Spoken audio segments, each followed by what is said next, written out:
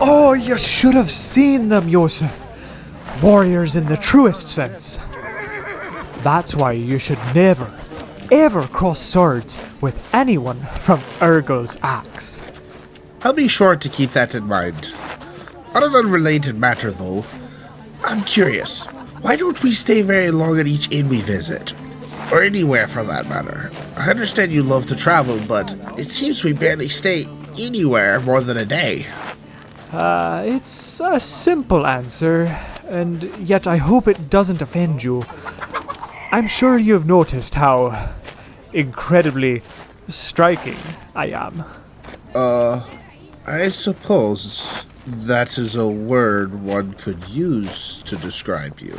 Well, needless to say, I get a lot of attention from women. And not just halflings, mind you. I've been approached by humans, half-elves, dwarves, even she-orcs. Don't get me wrong. I love the attention, I really do. But attracting suitors is much like storytelling. You always have to leave them wanting more. Uh-huh. Well, if you don't mind, I'd like to rest up in this town for a couple days. Oh, I guess I can endure the hardship for a few. It'll give me a chance to rehearse the stories of the survivors of Phaendar. Yes. What happened after they encountered the White? I could barely sleep in that creepy old cabin after you told me about it. Good thing I had my teddy bear. Well then, let me tell you. Aiden, Orin, Nyari, and Theris escaped from the nearby White's cabin as they scrambled into the woods. While the party treks back to their camp, Theros' keen senses noticed something peculiar. As you guys are returning back to the camp, you're noticing a very subtle shift in the wind. You're looking around, you're noticing that the animals are abnormally quiet. Seems like they have either left or burrowed into their dens or something. It's very quiet, and the wind is moving just very subtly wrong, and you get the idea that you think there's going to be a storm tomorrow. Everyone, when we get back to camp, we should make sure our shelters are secured, and I think there's a storm coming. Our heroes made it back safely and decided to settle in, with one of them always on watch during the night. Hours after darkness settled, an eerie presence found its way to the edge of the camp, chilling Orin to the bone. So Orin, you're there, you're on watch, you have dark vision, you're keeping a pretty good eye on your surroundings. At the edge of the camp in the forest, before you even notice it, is a figure. You turn your head as the figure is fully exposed, and you see it's the White from the cabin. Eyes red, glowing in the darkness with the light of undeath. This White is carrying a longbow, and it's looking directly at you. And you see it, and it sees you, and there's eerie silence in the camp before it turns and walks deeper into the forest. Not saying anything, and you notice it doesn't make even the slightest of sound. You had no idea it had approached, and had you not seen it, you'd have no idea it left. It was eerily quiet and stealthy. I tell Theros, horrified, white as a sheet, scared, nibbling with my fingers, like, saw it, the White, edge of the forest, just looked at me and walked away. Are you certain? Panicked. It wasn't just some nightmare? I wouldn't put it past us, given what we've gone through. Damn it, man, I'm certain. But I didn't see anything. Why would it come now? I don't know. And Do you think it's because we brought the lynx with us? But I think maybe we will have to hunt him instead. I wonder about that. I saw what that did to you, and there's no way that I am seeking that creature out. No way. If it comes into this camp to hurt these people, then by all means I will defend this camp, but I am not going to seek out that thing for blood. I saw exactly what it did to you, and it scared me like nothing has ever scared me before. I understand your fear, Niari, but I am tired of running. Oren, should one of us interject? They could argue like this for hours. Should one of us interject? I think we should heal the cat. That might not be a bad idea. But it Let's also just do might it. not be good. Let's just do it. It'll be fine. What is safe? But what we can create. I wonder if there's nowhere to run to. That's my only fear. It very well could be the case, and if it were just me, then I would say by all means I would stamp out this threat. But if something happens to us, we are the only ones capable of defending these people. And if we die, they die.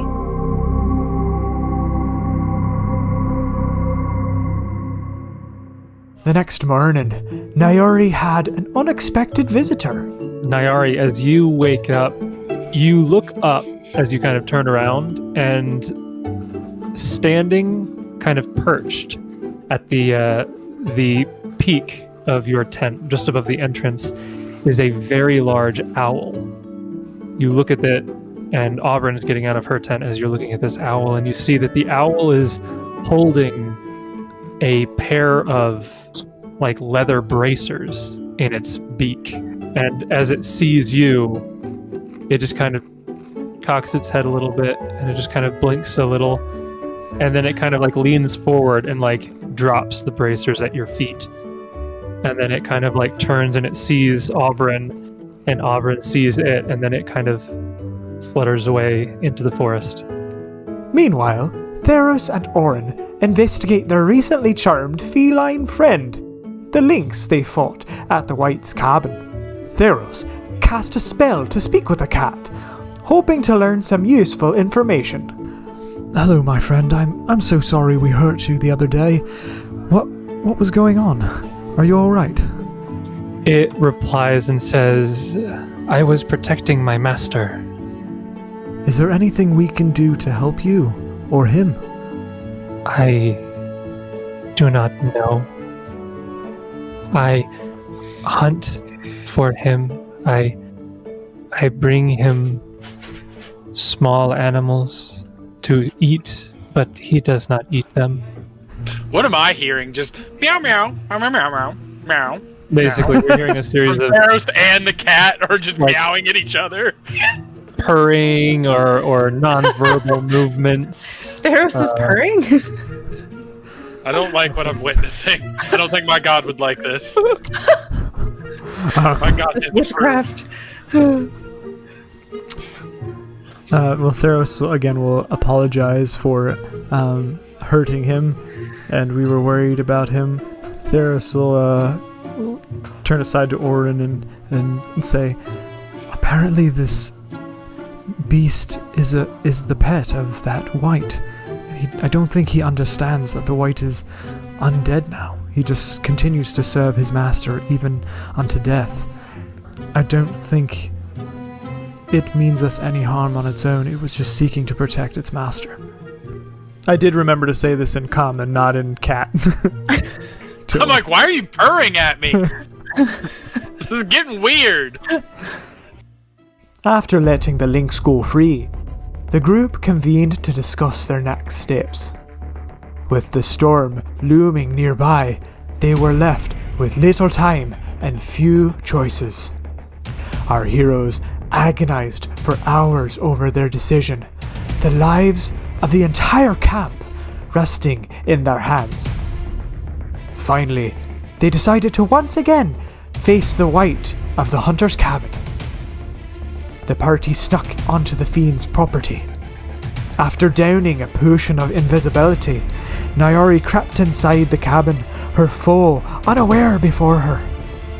However, as she moved to strike, the slight breath of her movement must have tipped off the creature. Her first attack missed, but the Blood Rager managed to successfully swipe at the White before tactically retreating outside. The White shrieked in anger and slammed the door closed.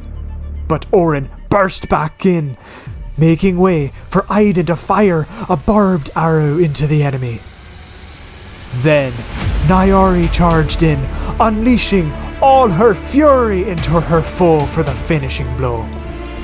So it's as she's running in and turns the corner, she makes eye contact with the red eyes, and in that moment, instead of feeling fear, she feels the rage just bubble up, and she sees, it's almost as if time stops, and she sees the faces of the people back in camp, and she thinks, if ever is a time to kill this thing, it has to be now. And she'll just bring down the force of her battle axe through its skull with all of her strength, just splitting it in two. With the cabin secured, our heroes gathered the survivors in for shelter against the storm. However, with food supplies dwindling, the four ventured south in search of provisions. But will the storm prove too strong? What other surprises lay in store? I guess we'll have to wait and see.